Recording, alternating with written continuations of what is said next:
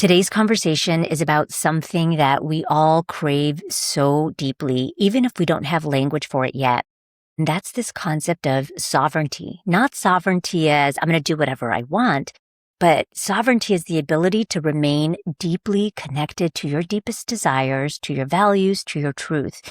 Because the reality is, so many of us will look successful from the outside while we feel deeply, internally disconnected. Welcome to The Authentic Path. I'm your host, Dr. Vanessa Calderon, Harvard-trained physician and healer. I integrate science and ancestral wisdom to support you in creating the success you desire in all areas of your life. I'm so glad you're here. Let's get started. Today, we're talking about something that a lot of us don't actually have language for, but we have a deep feeling in our body about.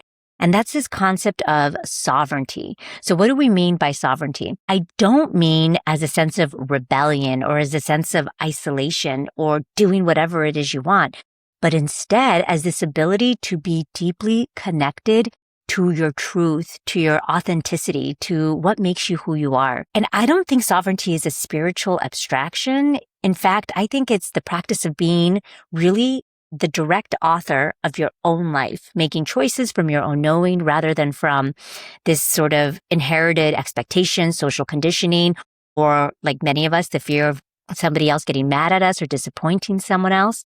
And this matters a lot because on the other side of sovereignty, the other side of that coin, if we're not practicing that, we have this pain that we start to experience, which we label as self-abandonment, which is real and it's measured. And in fact, it can show up as deep resentment or it can show up as burnout. A lot of us that feel burnout or this exhaustion in our life, it's because we started slowly to move away from what we knew we deeply wanted, what we knew was what's our truth. And for those of us that are in caring professions or for leaders or for entrepreneurs, the quality of all of this deeply matters because it will show up in how we show up with other people. So my guest today is someone who lives at this incredible intersection of scientific rigor and deep, soulful ways of being and living. My guest is Dr. Sadie Rodriguez. She's a pediatric cardiac intensivist at Children's Healthcare of Atlanta. She has many, many letters behind her name, a lot of plaques behind her walls, and from all of her credentials. And she's a doctor who, on any given day, holds the lives of children with these congenital heart diseases in her hands. She holds their lives. She holds the hands of their parents who are deeply afraid. And she's also a physician coach and the host of this incredible podcast called Soulshine, The Art of Becoming. She is someone who I became friends with many, many, many years ago. Our lives have deeply intertwined now, and I consider her one of my sacred sisters, someone who I deeply trust. She's doing this incredible, beautiful healing work in the world. And I am just so grateful that I get to bring her here to all of you. So Sadie, welcome to the podcast. Oh my gosh, Vanessa, I adore you. I love you. I am Vanessa's number one fan and everyone else can get behind me. This is where the line starts. I love you. I adore you. You are also a sacred sister to me. You have been such a catalyst for my own journey going inwards, and I'm just so grateful for the way that you show up in your life, in your relationships, in your work, the way you show up here on the pod on all the ways that you are. It's always such an authentic expression of the exact season that you're in, and yeah, you have such a beautiful vulnerability and strength that you hold both at the same time. So it is my honor to sit with you. Thank you. Well, I received that. I appreciate that. So let's just start from the beginning, because I think a lot of people have a tough time understanding how a doctor, a physician, especially someone with all of your degrees and the high level of intensity of the work that you do in the cardiac intensive care unit for babies, pediatric cardiac intensive care unit, how that work for you sort of intersects with the inner work of consciousness and coaching. Because from the outside, it can look like total opposites, but there must be a little bit of a thread there. What is that for you? Yeah, I think it has been obviously we're all on our own personal journeys. And I think, anyone who is in a service-oriented field is usually somewhat connected to something greater than themselves. They want to teach, they want to heal, they want to innovate for the greater of humanity. And so I think a lot of people find themselves in this path of self-discovery through the service of others. And by our, historical contexts and our little slice in the world, I think it often unconsciously gets framed as that is the singular focus. And a lot of people, as you mentioned in the beginning, can get disconnected from where is your place in the service of others. And I think the emotional threads of healing and of medicine have always been my through line in the journey of what brings me back to vulnerable populations, to holding space for suffering. And through that journey and being only focused on like, what is a good person? What is a good doctor? I think I unconsciously inherited that meant total self-sacrifice, that meant only the person in front of me, that if, I had like no place in the story, and therein entered my own life and my own story in the story of others, and my connection to humanity at large. And so, yeah, just going through my own moment of like dark night of the soul and imposter syndrome and super low sense of worth because I found it to be, what the world defined as a smart person, a contributing person, etc. And that was a beautiful portal and invitation to go inward and to get to reacquaint myself with how did I make these decisions and what do I believe and who do I want to be? And that led me stumbling upon coaching, which I think is such a limited word, but consciousness. And of course, consciousness then becomes a gateway for like, well, what's the subconscious? What's the superconscious?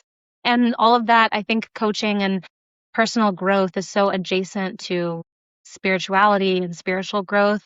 So it sort of became this intertwined journey of all of humanity, all of yourself as you're also serving the whole human in front of you. I hope that answered your question. Yeah, 100%. You know what's fascinating? You said I was at a place of low self-worth.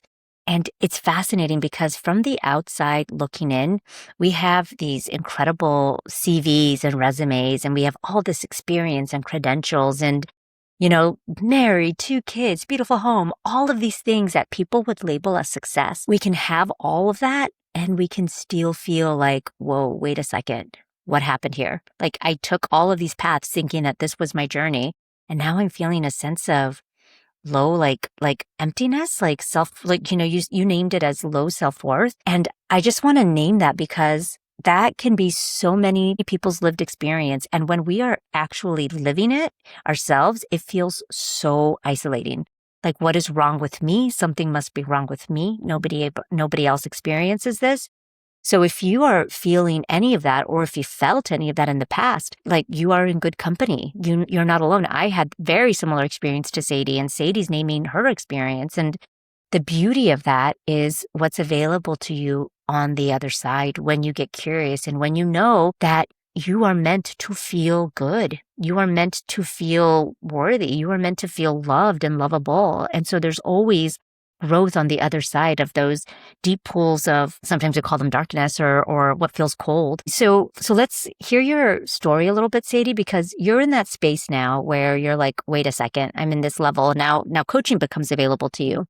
So let's talk a little bit about the concept of sovereignty, because I know just from our personal conversations that you went on to a journey of sovereignty, and you also support so many other folks on their own journey of sort of coming home to themselves, or, coming back to themselves as opposed to abandoning themselves.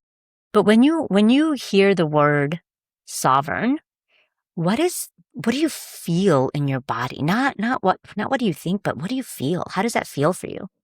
Hmm. That's interesting. I've never done that exercise before, and I feel like two things at once. Like there's a grounded solidness, but then like my feet are also on fire. Like I feel tingly and alive and like in communion with something greater. Yeah, which is interesting, which I think is right. It's like no, we are in constant communion to life and life with us. I guess I'm just interpreting that as both ends of the spectrum. Like we are both dense physical beings, and we are also this ephemeral energetic being. And it's just that feeling of being like in harmony of both at once or accepting both at once. And also both the sensations, right? Of like groundedness. How do you feel grounded is safety. You feel trust. You feel something greater than you is holding you. But then also like the tingling aliveness of like literally life pulsing through you. So what a beautiful invitation. What do you feel when you hear the word sovereign?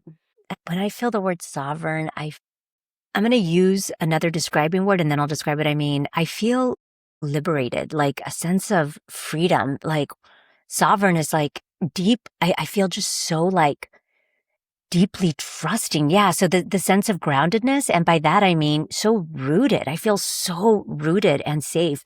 And at the same time, deeply connected to consciousness, divine, spirit, whatever word people want to use for it. So similar to you, I guess, I feel a sense of safety and groundedness and at the same time, deeply open.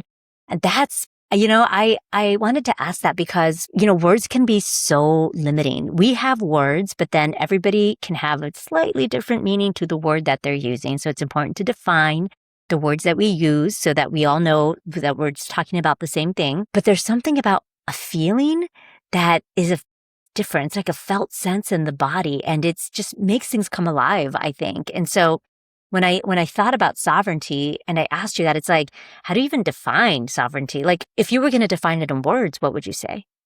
Okay, maybe this is like really off, but this is the season that I'm in is if I had to use words to define sovereignty, it would just be three words, which is I am the one. Maybe it's four words. I am the one. And that like can be for anything and everything, but ultimately is I am the one of my life. I am the one to show up the way I want to. I am the one to invite myself. I am the one to create what I desire. I am the one to surrender. I am the one to forgive. I am the one to love. I am the one to grow or whatever it is, but I am the one in all parts of my life. And I think that connects me back to freedom for what you were saying. I think the energetic thread is there of like, you are free. You are free to be, to be. Yeah. It's like, I don't remember where I read this quote, but you are the one you've been waiting for. Yeah. That's like what came up for me when you were saying that. It's like, it reminds me that I am the one. Like, we often say, hey, no one is coming to save you. You got to do that for yourself. Like, you are the one. You are the one. We often, for so many people early on, especially 20s and 30s, you're looking for this like deep love. I need this relationship. Yeah. I mean, to be complete, all these things. And in every ancestral belief, you've got to come home to yourself and love yourself fully to know that this other part is just another part. It's just an expansion, but it's not a completion. You are the one. You complete yourself. Yeah. Yeah. And I think like even just reflecting on the beginning question of like, look, I'm just thinking of my own story, and I'm sure everyone has their own. We all came to learn whatever lesson we came to learn. And I think self-expression and low self-worth were some of my lessons. And I always remember like preparing my CV and someone asking me like, what do you mean you have imposter syndrome? You went to this, you have that, like kind of what you were reflecting. And I think we see the world through our wounds because we're meant to learn what we came to learn and heal what we came to heal. We're clear. I'm going to use your words, Vanessa's wisdom of clearing instead of healing, to be more of ourselves, not less of ourselves. But I think in that way, it's like, what are we taught initially or unconsciously is how do we author our lives? We go out and we do this thing, or we believe that we'll be more of service by achieving these things, doing these things outside of us. And the lesson, thank you, lesson, thank you, external validation for giving me the container through which then to fracture and go deeper and go inward and to take the invitation to go on the heroine's journey and reconnect with myself. Because if it wasn't for that, I wouldn't know that that was empty. That wasn't the promised land that I thought it would be. And the promised land is as simple as I am the one to create meaning at the bedside, not by going to this course or by doing this skill or doing this thing. It is the connection of my heart. It is the presence that I have. It is the looking in, the scared mother's eyes or the overworked colleague. Like those things, we create it. It's not handed to us. Things happen and we create their meaning I understand and I am grateful for, and I don't want to minimize the portals. Like sometimes without that adjunct, it is hard to access. And I go through the same thing. Like it is hard to maybe believe or create meaning without someone helping you or the circumstance being set up a certain way. So I don't want to discount that there, of course, is power in circumstantial power in creating things either to make it easier to believe in yourself or to make the situation more impactful. And is also that balance of what we're talking about of personal power, of personal creation, of bringing the meaning forward from within. It is an invitation to both and a harmony of both, I think. Yeah, just contemplating with you. Yeah, that's beautiful. What that also brings up for me when you're saying that is there are no missteps in life. Every journey that we take, every step, every time we thought we needed another degree to prove ourselves, all of those things, it's all for something, it's all for the greater good. And so everything served a purpose on our journey. You know, Sadie and I were talking about the book, one of my favorite books called The Alchemist, which I've probably read like 17 times. And without joking, I will pick it up and read it at a different stage in my life when I need to connect to the book again and just ask, okay, what new lesson are you going to teach me this time, The Alchemist? Because every time I'm reading it at a new level of consciousness. So I pick up something different, whatever I needed to hear. So thank you, Paulo Coelho. The whole purpose of the book is this guy thinks he needs to go on this big journey in life to find his joy or what's called his personal legend, his purpose. And he goes on this big journey only to come home. And that is essentially, I think, the journey of sovereignty. Like you don't know that you are not sovereign until you realize what it feels like to not experience sovereignty, what it feels like to feel like obligation over responsibility. I have to do these things. I have to. Until you fully see that and then realize the heaviness, the burden of that. And like the word that you said was just so beautiful, like to allow that to crack you open and to see like, wait a second, this does not feel in alignment. And how I know is my body doesn't feel good. I feel super disconnected. I'm not happy. I'm feeling apathetic. Is this really what life is? And many of us don't have that awareness because we think we're supposed to work really hard and push.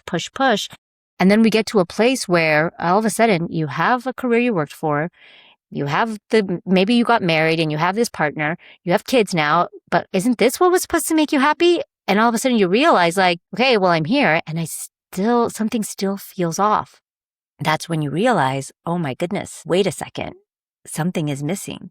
And usually that could be that little level of that question, that little bit of curiosity that could take you on your journey towards authenticity or sovereignty or home, take you on your journey back home to yourself. Yeah, that's so beautiful and it's so true. And I think it really helps us soften and have compassion towards our human experience because I think it's so easy to wish it would have gone different and judge why did I do it that way? And if only I had made a different decision, or, why do we have to have pain and suffering in life?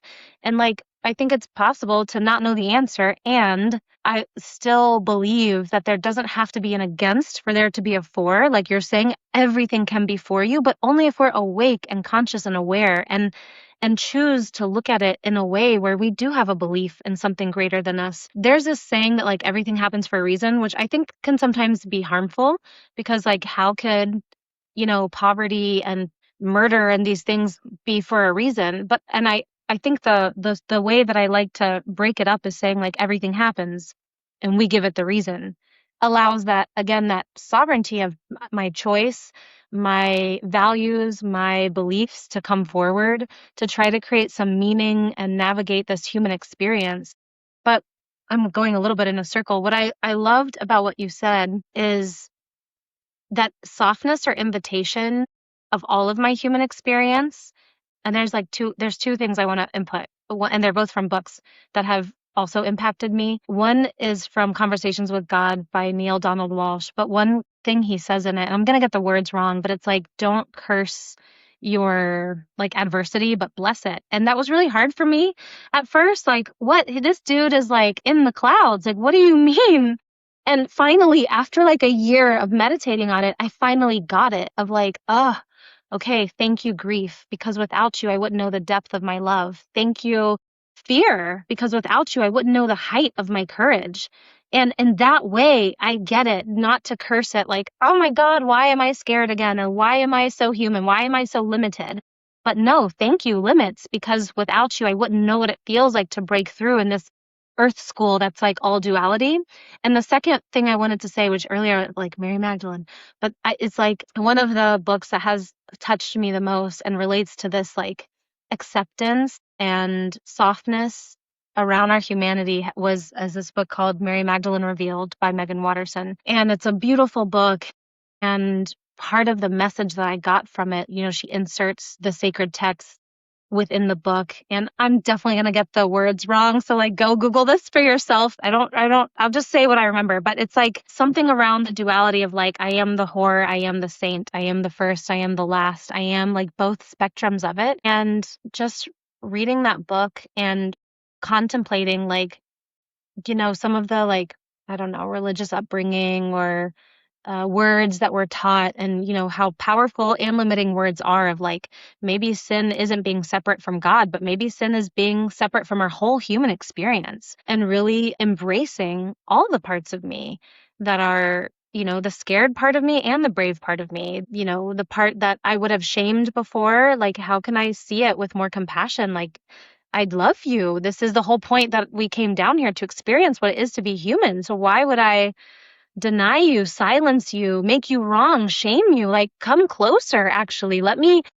fully experience you. Let me open up to you. Let me come shame. Sit with me. Let me love you. And all a long way, just to reflect back to you, Vanessa, how you were saying, going through these portals of the tension or the contrast that we feel to come back home to ourselves. All of that to say that it is so easy to judge it and to shame it. And what an invitation to, as we're coming home to ourselves, bring those parts with us. That's what I want. That's what I heard in what you were saying. That's so, so, so, so beautiful. I think when we think of sovereignty, and I'm going to ask us to go a little bit deeper, because sovereignty, again, I think is the ability to experience a level of freedom where you are allowed to love yourself no matter what, choose for yourself no matter what, and trust yourself to know that you are a good person, a person of integrity. And that doesn't mean you will be perfect and you will choose what you think. It doesn't mean you won't make mistakes along the way. But it means that you can also forgive yourself and do all of those things. The reason why I'm naming that is because I often hear a lot of people confuse the words sovereignty and self-centeredness, or like sovereignty is just an excuse to be selfish. And so I'm curious, as you think about just that concept, because the other thing that social programming has done a really good job with is the worst thing you could ever call a woman is the S word, right? Is selfish. Like, you can never, like, that is the worst thing you can call a woman in our society anyway. And so I'm curious how you think about those two things, how you think about sovereignty versus selfishness, and what's the difference for you? Yeah, I think for me, I think that's a really good point. And I do think it's two sides of the same coin. And like, the difference for me is, if I see myself as reverent as I see you, then how could I not see my own desires as simply what my soul came to experience? You know? Like, it's so easy to see our children, our loved ones, as like beautiful, magical beings, and we admire them and we respect them. And of course, like, if they want to take a trip, how could that not be a part of like them living their fullest? And we can see the reverence in that. That's their richness of life. And I think what's missing when we see it as we're being selfish is that we're missing our own reverence. We're missing seeing that in it. We reduce it down to just the human part of our expression, maybe, or the primal part of our expression, or the cheapness of it. What do you take as the difference between selfish and sovereign? Here's what I think. I think because of our social programming, I think many people believe that to be a good person means to excessively self-sacrifice, to give, to give, to give, to give, and that's what it means to be a good person. So much so that setting a boundary feels incredibly uncomfortable and can feel like, oh, so much guilt. When guilt, the actual word, if we were to dive it all the way down to like where it came from, it actually means to sin. Like guilt means that you're sinning. You feel guilty because so are you actually making an immoral choice when you're setting a boundary? Usually you're not. But I bring that up because if we think that to be a good person means excessive self-sacrifice, giving all of the time, never centering yourself ever, what that says to me is that you are disconnecting from your wholeness, from your sense of worth, because now it's like, I don't matter. I need to be giving all the time to everybody else. They matter more than me. And the morality behind that, or at least what many people in the sort of Judeo-Christian society have been taught is that's what it means to be good. Of course you do that. That's what a godly person does. That's what a saintly person does. You give all of the time. And they all will always say, like Mother Teresa, And so I guess I just want to start there because I want to pull apart the thought, the experience, the example of excessive self-sacrifice, which, by the way, what happens when you excessively self-sacrifice over and over and over and over again? That creates burnout, that creates deep exhaustion, it creates resentment. Even Mother Teresa would take an entire year off of service to be with herself, to come home again, to be whole. Yeah. So FYI, I want to just name that because I don't think sovereignty and selfishness are the same thing. For example, I actively practice every day. I practice sovereignty. And the way I practice is by remembering that I have choice. I am at choice. I am in the driver's seat of my life always. And so if something doesn't feel good, I'll never say that I have to, blah, blah, blah. Right. No. If I'm doing it, it's because I want to, or because I get to, or because I'm doing it. And even though I might not, I don't love doing my taxes, but I do them because I like the end result of taxes, which is being not getting audited, or for example. So I think about it in that respect. Sovereignty means you are the person, kind of like what you said, which I love. And you are at choice. You are free. There's no obligation, no responsibility. And I say that also because I was an activist before I was a doctor. And before that, I was somebody that volunteered all the time. My entire life has been sort of angled towards service, coming deeply from my heart. When I was 5 years old, I told my parents I was going to be a missionary doctor because I thought that was the best way to be in service. There was even a small part of my life where I thought I was going to become a nun. I don't know if I've ever told you that story. Anyway, but point is that, you go through all of that, for me especially, always wanting to be in service, but then thinking that I had to do it to make the world, my purpose in life is to make the world a better place. Yeah. I need to help heal. And never giving myself choice, hold on a second, do I actually want to do that? Is that coming from a deep place of truth, of integrity, or is it because I feel like I have to, or an over responsibility, or an over obligation? Because that's where we start getting a little in the gray zone here, and where we start causing a break in our integrity. Yeah. Where we stop being in truth to ourselves. And so I guess that's sort of how I think about it. I think about, because the truth is I deeply want to be in service and I deeply want to help, but because I want to, not because I feel like I have to. Right. Do you know what I mean? Yes. Yeah. 100%. And I think that it's it's such a nuanced thing because on the outside, it just looks like you're helping. But really, it's the inner game that makes all the difference, right? The inner, just as you're saying, is it from obligation and needing to be a good person and needing validation and needing belonging and a grasping and I'm not, good enough, which doesn't do anybody good versus I know who I am. I feel I know my worth is intrinsic and immutable. And I choose to create value in this way that is external to me, and it is dynamic and it is measured, but it is separate. It is an extension of me. It is a byproduct of me, but it doesn't define me. And allowing it to be fully from our choice, fully from desire, from pleasure, from freedom. And in that way, it's generative. Of course, it fills me up when I'm already full. It's going to be an overflow situation. And I think that is where the inner work really is, because it can look like what it looks like on the outside without us ever questioning. You just said something that I think is so important, and it's this concept of you know your worth is immutable. So for all of you listening, if you're leaders, entrepreneurs, a lot of us don't know, but we are working so hard to try to prove ourselves to other people. What other degree do I need? What other credential? Or you're an entrepreneur and you need to make X number of dollars to feel something, feel successful finally, or prove yourself to those people that, maybe this is your second career and you left that job and you want to prove to them that you made it. And they're separating those two things. We're like, hey, this was my choice. I know my worth is immutable and I am still doing this on the side just to do it. That feels incredibly powerful. Like that is a form of sovereignty that I think is something we all get to practice. Practicing every day to know like I am whole and complete every day. My worth is immutable and I choose to do this just because I choose to do it.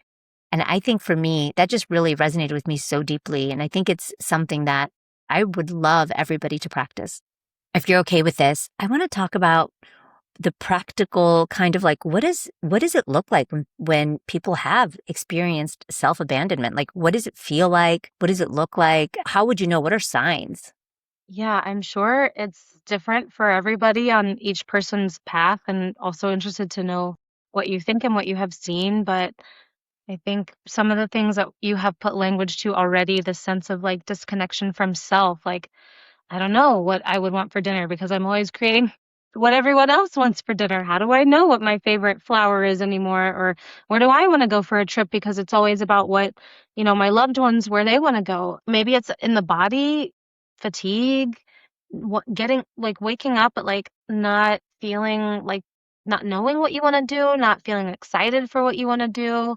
Maybe even like a dread. Maybe like life is very transactional. Like I do this, I get that, and it's kind of missing, I don't know, there's maybe an ache, missing a sort of presence or feeling like life is like around you but not with you, or oh, it's always tomorrow or on the weekend, but then the weekend comes and it still feels like, I don't know, a little bit elusive.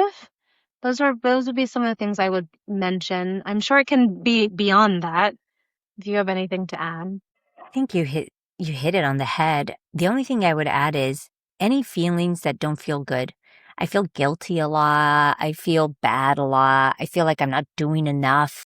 Those types of things should be cues to you that there has been moments of self-abandonment, that you are starting to maybe move away from what it means for you to be whole and in integrity. Because if you're saying those things about yourself, they're probably not true. You probably are a very moral person. You're probably giving all the time. Especially if you're listening to my podcast. People listening to my podcast, we're givers, we're doers. We want to be in service. We want to make the world a better place. And so if you're feeling those things, that might be a cue to you to start getting curious. Let's say that we are experiencing a sense of self-abandonment. And I love what you said too about like, maybe I don't even know what I want to make for dinner because I haven't even asked myself that. Like, I don't even know what I like anymore. I don't even know what music I like. How do you start the journey? How do you start this practice of like being honest with yourself or being in integrity? Like, what does that look like, let's say on a Tuesday afternoon? Yeah, I think here's what I think is a little nuanced, and discomfort is uncomfortable. So on a Tuesday afternoon, when I feel that sense of emptiness, it's a lot easier to scroll on my phone or to call someone or to think about tomorrow's schedule and escape the feeling. And I think that's probably, at least for me, the first invitation of like, ooh, wait a minute. What am I running from? Why am I running? How can I just create space to sit in the discomfort? And it doesn't have to look like an hour long, bubble bath or a walk in nature, although it might also look like some physical elements, perhaps for people to reconnect with themselves. It might be that nature or a bubble bath or reading a book that makes them contemplate can help them connect with themselves deeper. But I think literally just observing how your body feels, observing the thoughts that are passing by is the first invitation to being in relationship with yourself. It's like me and you talking. I have to make space, literally space on my calendar, space in my home, on this computer. I have to listen to you. I have to respond to you. And I think it's the same way with ourselves. It's just very internal and invisible. And so it's easy to like get out of it, like my thoughts are important. I'm always with me. I don't have to listen to this. Or we're really hard on ourselves. Our internal talk is so toxic, that it's easy to not even flag it as like abnormal. Like we would never talk to our loved one that way. And so I think because it's not monitored and it's not out loud and it's not visible, it's really hard to just find other ways to escape or not notice that we are in that kind of relationship with ourselves. But the thing is, we're always in relationship with ourselves. Even our lack of relationship is a type of relationship, maybe an avoidant relationship. But I think that's where when you are awake to it or conscious to it and give yourself that choice, then you can be more intentional about what do I even want to create with myself? Do I just need time to like cry, to ask myself, to journal, to just hold space? Like, why do I think this discomfort is wrong? Isn't that interesting? Like, what do I even think about this experience that I'm having? And using that curiosity as a compassionate way to start communing with yourself. I don't know if you have any other thoughts. No, that was so beautiful. I think the inherent in what you said is there has to be a slowing down enough for you to notice these things, the discomfort, the disconnection, the avoidant behavior, like going on social media so you don't have to feel all those little things. There has to be some sort of pause or breath to help you observe and notice. I think that's powerful. The journey towards sovereignty for many people can sound a little bit like, I don't know, self-centered or individualist. And what I want to just name is both Sadie and I are moms. We're both, we both have significant others. We're both physicians. We're both coaches. So Sadie, you specifically, you're embedded in deep, like, relationships with your children, with your parents, with your sisters, and you have responsibilities you hold. So I want to just name that because the journey towards sovereignty doesn't mean you all of a sudden separate yourself from everyone and everything that you love. How do you think, Sadie, for those that are on this journey, how do you hold the concept of sovereignty and belonging? Sovereignty and service, for example, because, in the beginning on this journey, it can feel like there's a huge tension between those two things. And I actually think the more and more you practice sovereignty, the more you realize that there really is no tension. You being in service to yourself is always in service to everybody else because you're always more whole. But in the beginning, as you're holding this tension, how would you sort of talk to somebody going through that and help them think through that? That's an interesting intersection. And just keep returning to seeing yourself like as reverent. Like I still am also contemplating your question about selfishness, but I think in the sense of service and belonging and on the beginning of the journey, I think there probably is the tension that needs to be resolved of like that inward relationship and loving of yourself as part of the ecosystem that you serve. Like we are not separate. And as you're suggesting, like to believe that we are somehow less or that our needs are taking away is really interesting. And maybe to ask myself, like, where did I pick that up from? Why do I believe that? What is the effect of me believing it? Where do I believe I belong in the sense of a greater belonging? Because if I don't belong here, then that also creates the tension where I am excluding myself, my desires, my wants from pouring into this ecosystem, being a part of this ecosystem. But I have to believe that I belong in order to make space for you to belong too. If I go to a board meeting and the table is full, how can I pull up a chair for someone else that I believe should be there if I can't sit at the table to be the one to pull up the chair? So is that selfish for me to believe that I can sit at the table? Or is it in service if I believe that me being a part of the table invites other people to join? And I think it's nuanced, but it's connected. But that connection cannot exist without you believing that you matter, without you believing that what is in your heart and your soul is of service to something greater than you, without you believing that your realignment in life, even if on the outside it causes tension and discomfort and pain for others, how can you believe that that is for something greater than you?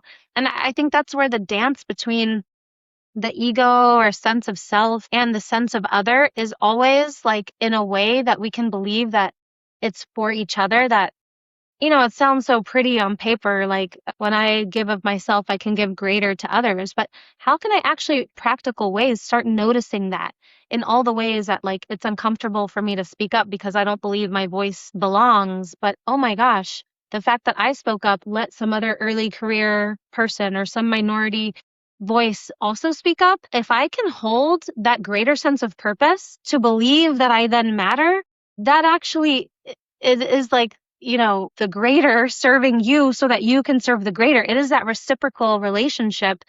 And I don't think that it has to be always like unilateral. That, me being selfish or deconstructing my desires, my wants, my needs, my sense of belonging has to be in a unilateral way. How can we allow for our mission, our purpose, our community to give us a place with which we can belong to then help co-create something greater?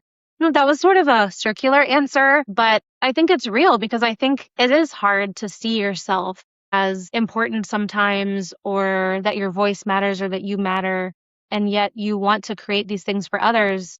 And as we've been talking about this whole time, creating from that place where you're not in the equation is very depleting.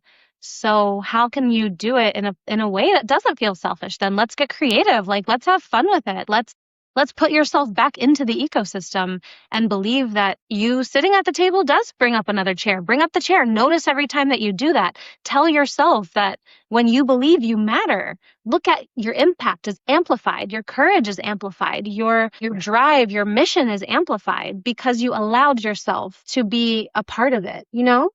Oh my gosh, yes. Because I think that that's exactly it.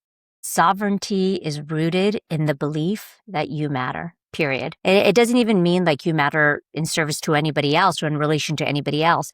Sovereignty is rooted in the belief that your light, your energy, your humanness, your body, that you matter.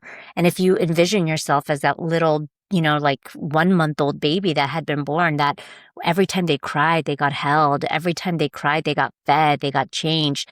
They weren't doing anything for anybody else. They were just being. That little person will always matter just for being.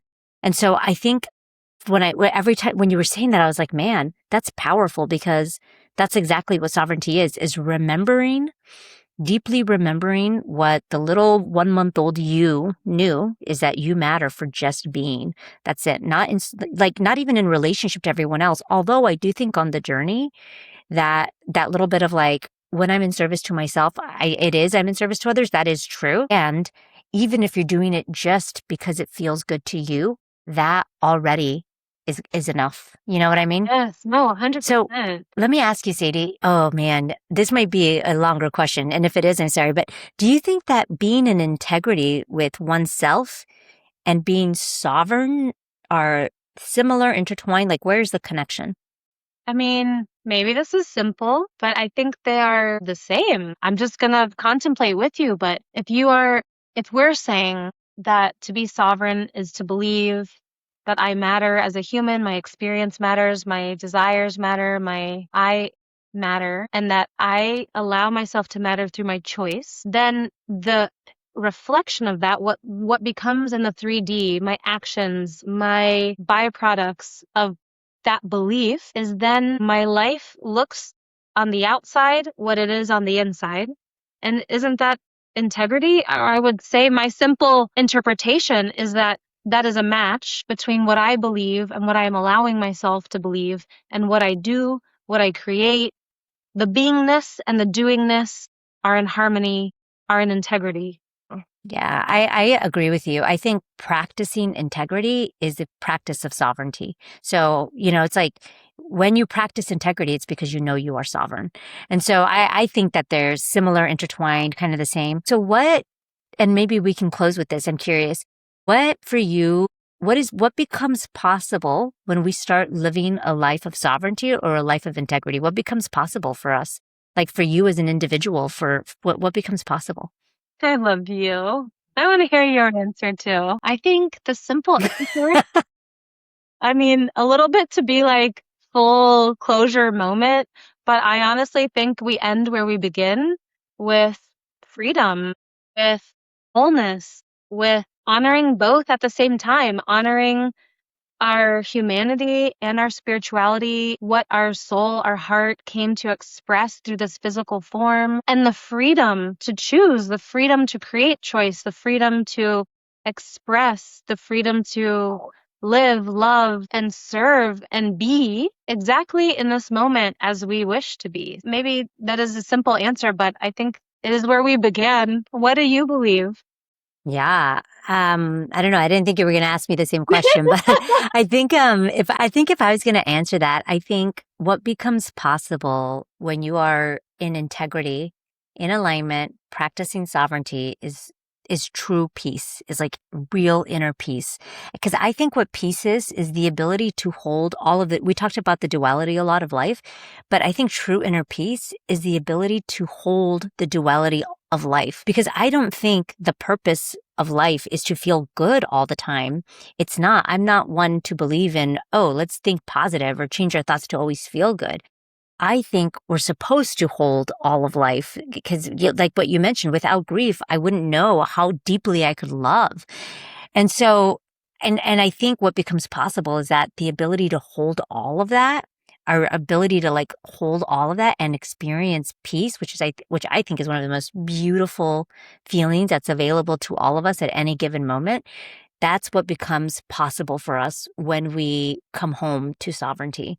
We can feel peace, and I actually think that that is heaven on earth, or whatever people call like the ascension or consciousness or whatever. I don't think it's about leaving this planet. I think it's about how we can experience that now, and I think it's by allowing ourselves to truly feel, hold, accept what we experience, be sovereign, and feel peace. And I think that that's just a huge gift that we can just give to ourselves. Yeah, that's beautiful. And I love, like, part of the reason I love the divine feminine and questioning, like, I don't know, these constructs of ancient matriarchal societies and our current patriarchy is like, I do think it does make a difference. And this will also reflect back in our discussions about selfishness, because I think there is a difference in gender. I don't know, obviously, because I'm not a man and I don't want to generalize, but I do think there is a different like context through which to listen to this whole conversation and engage in it as a man and as a woman, and the idea of like a man's sense of self-concept being very well developed versus perhaps a woman's who is more seen as like a service role. Because, and think about a lot of the conversations we have had in this hour have been about service and about feeling selfish for having needs and feeling selfish for having a self-concept, for God's sake, like, you know? And I think that the opportunity though in that is that I think for people with a strong sense of a self-concept, it is very humbling and awakening to release the ego. Whereas it might not be for someone who might not have a strong self of concept, who is very tethered to their service. And I think the beautiful thing for me and the heaven on earth for me is that sense of like, how can I not have, exactly like you're saying, how can I not leave the family, the home, the service, and find universe, God, source, all life, mystery within it, exactly where I am, without having to leave anything. Yeah. Yeah. And just to follow up on the gender that you brought in, just the gender concept, I think it's less so the chromosomal genetic XYXX and more so and I think you do too, more so the social programming of what we are told that we're supposed to be when we show up on this planet as an XY versus an XX, as a Yeah. man versus a woman. So experiencing this through the lens of your own social programming, whatever your gender is or whatever you choose, like, but experiencing this conversation from your own social programming, I'm sure is fascinating depending on what it is that you were told you were supposed to do or be or what you were taught. So that's fascinating. That's a really interesting lens to think about. Well, my sweet friend, I want to thank you for coming here, for showing up, for sharing your light, your wisdom with all of us. I just love you so much. I admire you. I admire how you weave all of these things together. Oh my gosh. So Sadie has a podcast, by the way, and I'm going to let you share where everybody can find you. But I listen to podcasts often. One of the reasons I go to Sadie's podcast to listen is because she weaves in a lot of like the the science, but also the energetics of like the bigger questions that we often, things that we talk about on my podcast, but she does it in such a way that I think is so gifted. And so I would just encourage all of you, if you like podcast and this conversation resonated with you, to take a listen to her podcast. It's called Soul Shine. But Sadie, where else can people find you? You are such a gift, and all that you do is such a gift. Thank you for honestly for years imparting into me and helping so many men and women develop their gifts. The world definitely is better because you are in it. But yes, I have a small little activation gift for the listeners at soulshine.global/podcast gift. It's just like a 10-minute activation, but I think would support the conversation around accepting all parts of ourselves. I think that is the key ingredient to how we build self-trust, is to being open to loving all parts of ourselves. And otherwise, yeah, you can hang out anytime on the pod. Beautiful. And I'll make sure I'll link that gift below. I've done Sadie's activations before, by the way. They're bomb. They're powerful. So I love that you're offering that to all the listeners. Thank you for doing that. All right, y'all. Thank you all so much for being here. As always, I hope you found a little nugget, 1 or 2, maybe 3 nuggets that you can just take home with you. And if you enjoyed what you're listening to, please, please, please share this with your friends, with your colleagues, with your tios, your cousins. That is how we continue to just share the beautiful gift of awakening consciousness and really living a life of purpose and consciousness. So thank you again for being here. We will see you next week. Adios.